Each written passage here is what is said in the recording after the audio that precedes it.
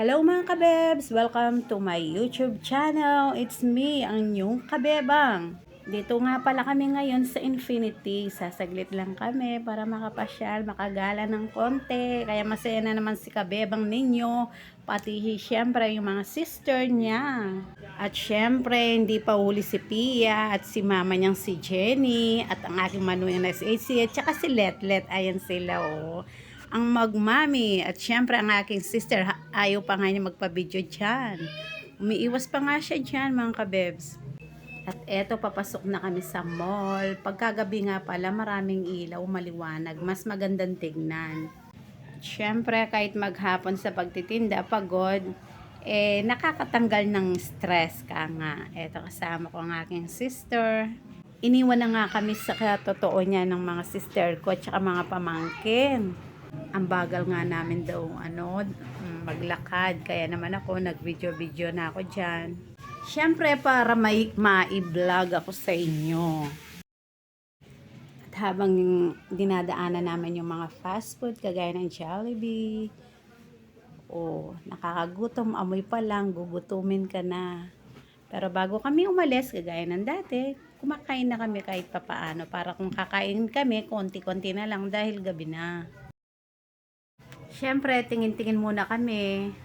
Kunyari raw, window shopping. Pero lagi naman wala. Lagi na lang nagbabalak. Nadaan nga namin si KFC, kinikindatan kami. Tsaka si Red Ribbon, no?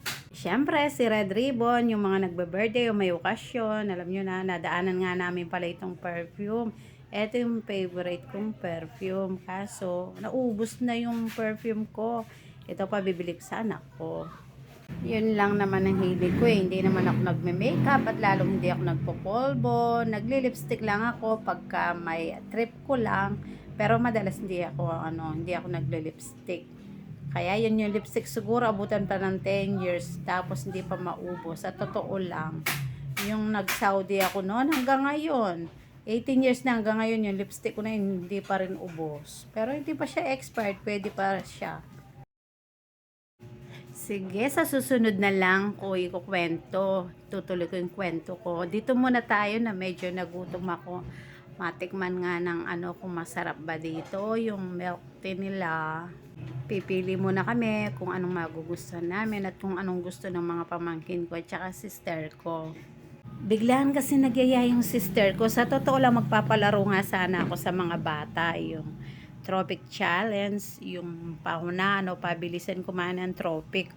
Yun, bigla akong niyaya. Pinilit ako. Sumama na rin para may mablog ako. Pagdating naman dito, ay masakit. Alam nyo na kung ano yung masakit. Masakit sa bulsa. Bagay okay lang yun. Hanggang milk tea lang naman ang kaya ko eh. Masaya na sila. At syempre kahit hindi mo naman pakakainin to, okay lang. Basta yan, tingin-tingin lang. At syempre dahil malamig, mainit sa labas. Dito, nabili sila. Syempre nakakaya naman kung hindi ka bibili, tingin-tingin na lang. Itong kimbab na to, para matikman nila. Ito muna yung kapatid kong pina-order ko ng milk tea at saka kimbab. Kawawa naman sila dahil pinagod ko sa kakalakad kahit milk tea lang. At habang pina-order ko yung kapatid ko at ako naman busy naman nagbe-video sa mga fast food dito. At kung kayo naman mga kabebs balak ninyong pumunta rito, dito lang sa Marquee Mall. At ayun nga, yung sister ko, hinihintay niya yung pina-order ko. Siya magbibit-bit, lalagay niya sa mesa. At ayun, ang layo-layo ko, pero kitang-kita, umuusok pa talaga. Siyempre, bago nila i-serve sa'yo, umuusok pa yung kanin, yung pagkain. Lulutuin pa nila kasi, kaya medyo matagal. Okay lang yon kesa naman painit lang nila. At least ito, lulutuin pa kung anong in-order mo. At eto nga, nadaanan ko yung mga fresh fruits. Ang sarap, no? Sariwang-sariwa yung mga prutas. Kung gusto mo, yun, biniblender lang naman nila. Ito na nga pala yung na-order namin. 3 lang. Hati-hati na lang kami dito kasi kumain na nga yung iba. Kumain na sila sa bahay. Yan ang sister ko. Ewan ko lang. Juicy pa sila, no? Sabi, kumain na, pero tignan nyo man, kakain pa sila. Mas malakas pa silang kumain kesa sa akin. Hindi naman masaselan yung mga kapatid ko ito. Kahit talong lang, kita nyo naman, lagi kaming nagla-live sa aking video, sa aking Facebook account. Yung talong challenge na may ginamos at saka kalamansi. So, gutom na ako. Inamoy ko pa nga dyan, no? Talagang umuusok siya. Tikman ko muna. Ay wow, ang sarap. May kimchi pa. Pagdating nila niyan, nakalahati ko na yung kinain ko. Ito na nga, kakain na kami. Ayan ang mga kapatid ko. Kakakain lang nila niyan, ha. Tignan mo, busog pa yan. Paano pa kaya kung di pa sila talaga kumain, naghapunan? Di mas marami yung kakainin nila. Ang sarap ng kimchi nila, pinaghalo, tsaka piniritong itlog at tsaka beef. Parang tortang beef. Yun, no. Sarap, no. Kain tayo. Ako, hihinay-hinay lang. Tikim-tikim lang dyan. Siyempre, gabi na. Alam nyo naman, nag-iingat si kabebang ninyo. Kaya nga, sabi ko sa sister ko, kay Jenny, dahan-dahan lang kasi gabi na. Control lang sa kakainin niya. Wow, ito umuusok. Pag kinain mo, sarap. Ang saya ni baby Letlet namin, no. Ito kasama nga namin si Letlet, anak-anakan ng manugang ko. Ayan si Buntis, ang manugang maganda. Siyempre, kanino pa siya magmamana kundi sa biyanan niyang maganda, no? Siya na, si kabebang ninyo, masyadong mahangin. Kahit sa ganitong paraan lang, nasasabi ko na maganda ako. Ang linis ng pinagkainan namin. O, tignan mo yung mga busog, kumain na, pero talagang ang linis ng pinagkainan. Tignan nyo naman, no? Alam ko na yan kung anong mangyayari. Sigurado ako. Ay, ito na nga. Dahil sa sobrang busog nila, ito, napasiar sila. Napatay silang magnanay. Para silang mga duron pagkatapos kumain. Magsi-CR na. Ayan na. Tapos na nga silang nag-CR. At babalik kami sa dati sa taas. Ewan ko lang kung alam pa namin babalikan.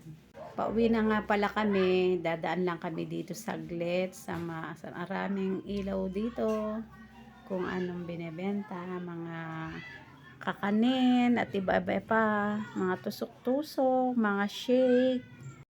Tignan ko nga kung may balot dito para naman pakainin ko lang silang balot, kahit tige isa-isa lang. Papasok na nga kami dito. Patingin-tingin nga lang dito, tignan namin. May mga tiyanggi rin palang mga damit dito, tsaka iba't ibang pwede mong kainin. Wow, may banda rin pala dito. Ang daming mga tao.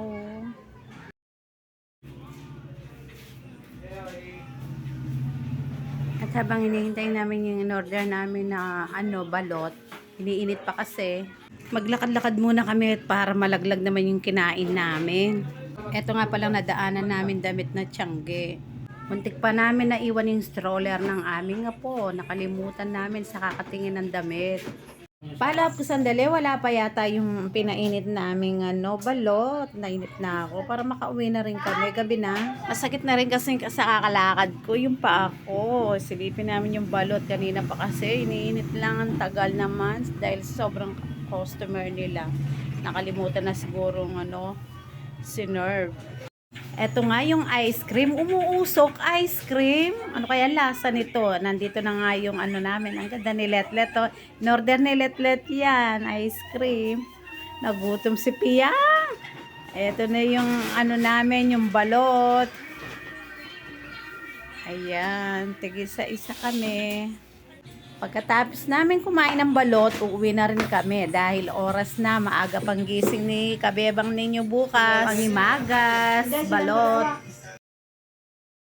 Busog match na yung mga kasama ko nito. Ewan ko lang kung makakatulog nito niya sa sobrang busog. Kaya nilakad-lakad ko na. Busog pa rin, mabibigat pa rin ang tiyan nila. Ang lalaki naman ng mga sisiw ng mga balot na to. At itong si pamangking ko na to, nakaapat pa dyan, no? Ako, tinitignan ko na lang sila dahil hindi pwede sa akin ang balot. Thank you for watching. Bye-bye.